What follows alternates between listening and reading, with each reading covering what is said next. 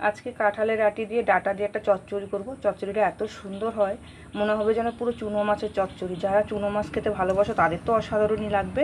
তো দেখো ডাঁটাটা নিয়ে নিয়েছি, এখানে কত বড় একটা ডাঁটা নিয়েছি আমি, যে বিশাল লম্বা। আর এই ডাঁটাগুলো কিন্তু খেতে খুব মিষ্টি হয়। তো ডাঁটাগুলোকে কুচিয়ে নেব আমি, আর কাঁঠালের আটিটাকেও কুচিয়ে নেব। কড়াইতে তেল দিয়ে দিলাম, কালো জিরে, কাঁচা লঙ্কা, পেঁয়াজ কুচি। ডাঁটাগুলোকে কুচি কুচি করে কেটে নিয়েছি, কাঁঠালের আটিগুলোকে কুচি কুচি করে কেটে নিয়েছি, এই দেখো সরু সরু করে। আর এই দুটো দিয়ে কিন্তু হবে আজকে চচ্চড়িটা, কাঁঠালের আটি আর ডাঁটাটা দিয়ে। পেঁয়াজটাকে লাল লাল করে ভেজে নিয়েছি, দিয়ে দেবো ডাঁটাগুলোকে,